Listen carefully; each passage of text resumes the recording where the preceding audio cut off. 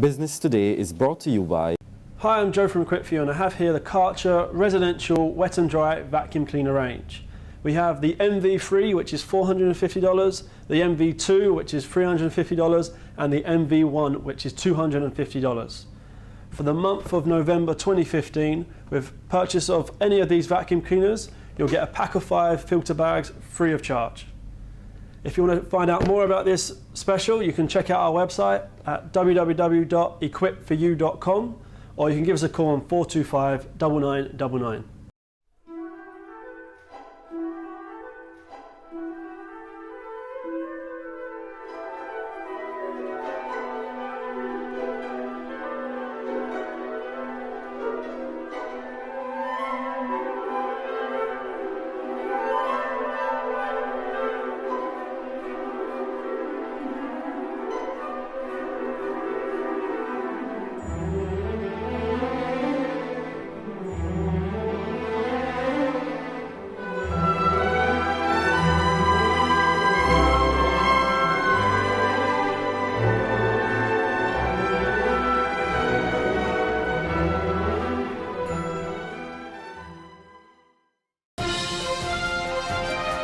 This is the Business Today for Thursday, November 19, 2015. I'm Marlon Madden.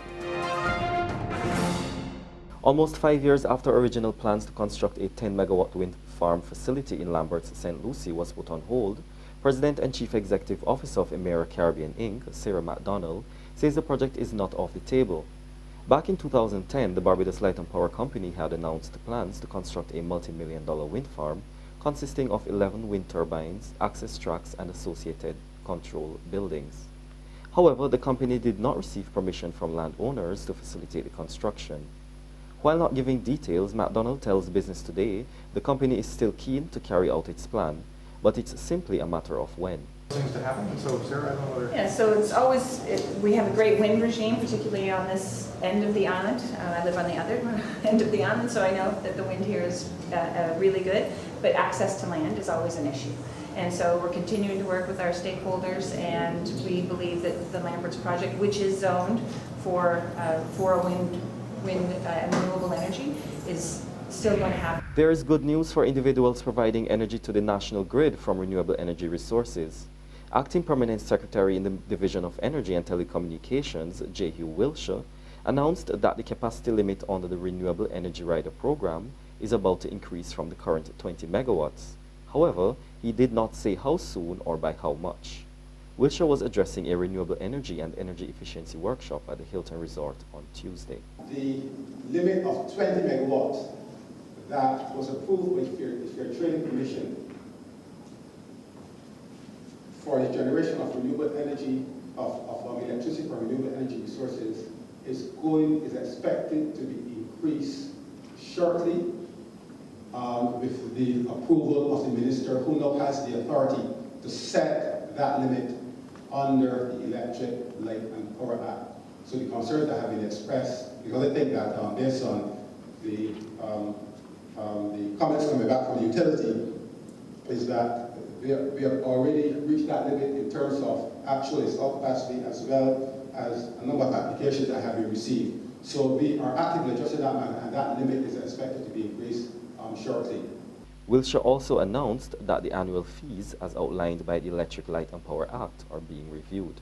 The minister has already awarded licenses to over 30 entities for the sum of over 1 megawatt of electricity to be generated from renewable energy sources.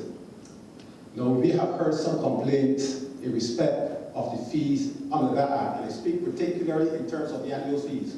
What I wish to assure you is that we currently have several proposals for the revision of those fees. Now, I'm not going to step out of my remit as Permanent Secretary and go into the realm of the Minister of Finance by telling you that we'll be substantially reviewing or revising those fees or even totally eliminating those fees.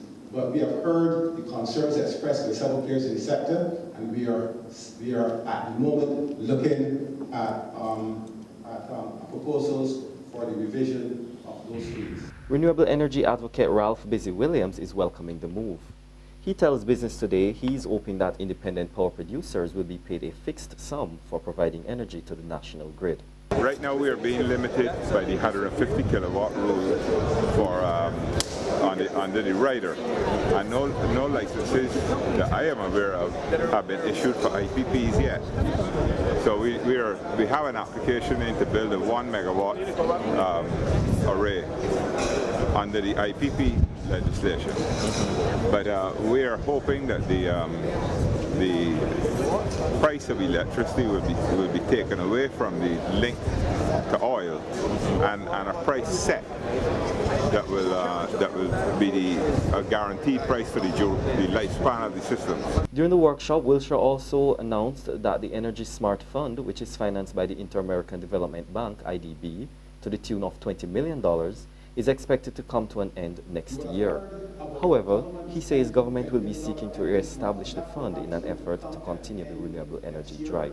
Already, we would have approved loans in the sum of over $12 million to a number of companies for investment projects in renewable energy and energy efficiency in the private sector. We are also looking at the end of that program to look into the possibility of undertaking a Smart Fund 2, because we recognize that we need to continue to build momentum in the sector. Now for today's financial tip. In business, make sure you track your income and expenses. A sure way to ensure you are not spending more than you are earning is to let a budget be your financial roadmap. That's been the Business Today. Join us again next Tuesday. Until then, you can get more business and news by logging on to www.barbadostoday.bb, subscribing to our e-paper, and liking us on Facebook. I'm Marlon Martin.